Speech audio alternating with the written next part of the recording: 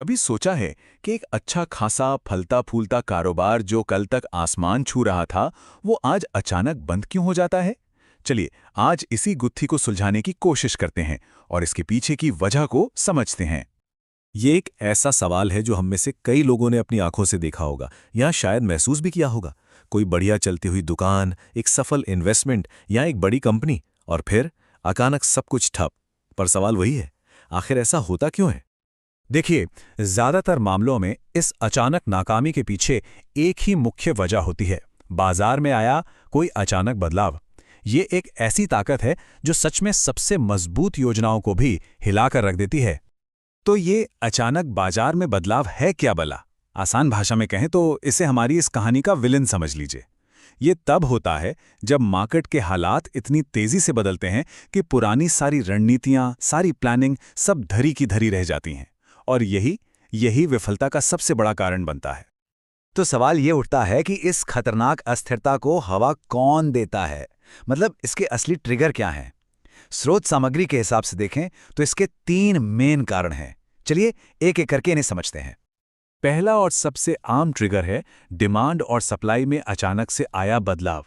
सोचिए जरा कि अचानक किसी एक खास फोन की डिमांड आसमान छूने लगे, लेकिन उसे बनाने के लिए जो जरूरी चिप्स हैं उनकी कमी हो जाए।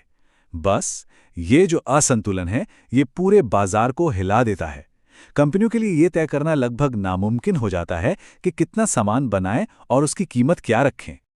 अब आते हैं दूसरे ट्रिगर पर, और वो है तेजी से बदलती कीमतें।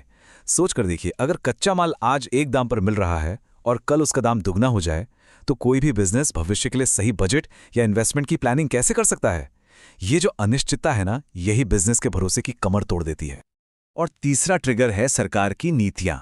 कोई एक नया टैक्स आ गया या कोई नया नियम लागू हो गया या कोई भी बड़ा नीतिगत फैसला। ये चीजें रातों रात पूरे व्यापार का माहौल बदल सकती हैं, जिससे पुरानी सारी की सारी योजनाएं एक झटके में बेकार हो जाती हैं। लेकिन मजे की बात यह है कि ये ट्रिगर अकेले काम नहीं करते। ये तो एक डोमिनो इफेक्ट की तरह है, जहां एक पत्थर गिरता है तो अपने साथ बाकियों को भी गिराता जाता है। मतलब एक समस्या दूसरी को जन्म देती है और फिर हालात बस बिगड़ते चले जाते हैं। चलिए देखते हैं कि ये पूरा चक्कर चलता कैसे है। तो सबसे पहले बाजार में बदलाव से अनिश्चितता पैदा होती है।